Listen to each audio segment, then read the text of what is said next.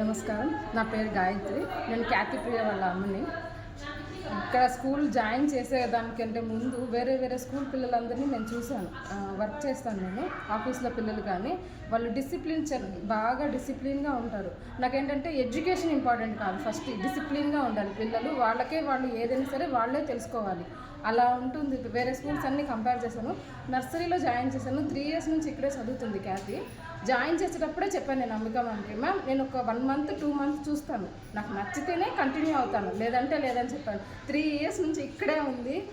ఇప్పుడు యూకేజీకి వచ్చిన తర్వాత ప్రతిరోజు నేను అడుగుతూనే ఉంటాను, మ్యామ్ ఫస్ట్ స్టాండర్డ్ లేదా, మీ దగ్గర నుంచి ఇంకా ఎక్స్ట్రా క్లాసెస్ లేదా, నేను ఇక్కడే ఉంచుతాను నా కూతుర్ని, చాలా నచ్చుతుంది నాకు, మీ దగ్గర ఉంటే నాకు నా దగ్గర ఉన్నట్లు అంత హ్యాపీగా ఉంటుంది.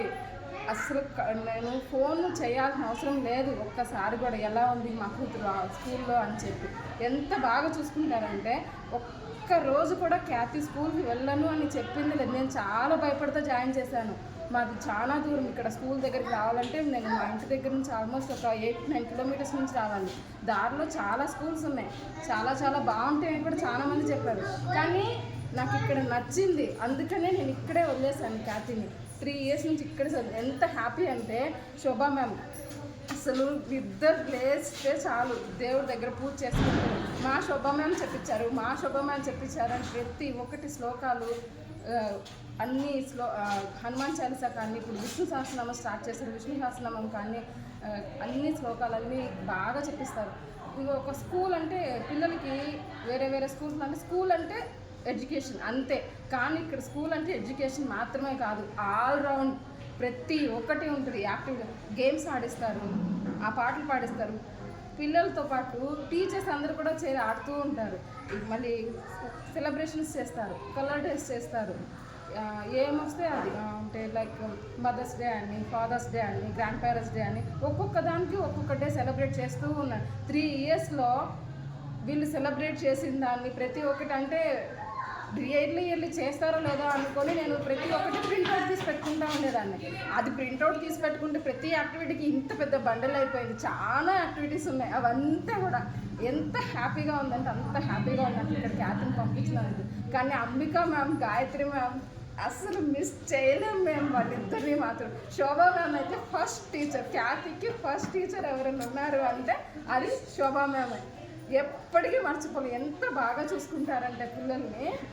మ్యామ్ నేను చూసుకుంటాను, మీరు వెళ్ళండి మ్యామ్, నేను చూసుకుంటాను, మీకు ఏం ప్రాబ్లం లేదు, ఏదైనా ప్రాబ్లం ఉంటే మేము ఫోన్ చేస్తామని చెప్తారు. ఏమన్నా ప్రాబ్లం ఉంటే మేము ఫోన్ చేసి ఇన్ఫామ్ చేస్తాం మ్యామ్, మేము చూసుకుంటామని చెప్తారు. ఒక్కసారి కూడా ఫోన్ చేయాల్సిన అవసరం రాదు. వేరే స్కూల్స్లో అయితే మ్యామ్ మీ పిల్లలు ఇలా చేస్తున్నారని టీచర్స్ కంప్లైంట్ చేస్తారు. మేమైతే పీటీఎంకి వచ్చినప్పుడు మేము పిల్లల గురించి కంప్లైంట్ చేసేది ఏమీ ఉండదు, వాళ్ళే మాకు చెప్తారు మ్యామ్ ఆల్ ఈజ్ గుడ్.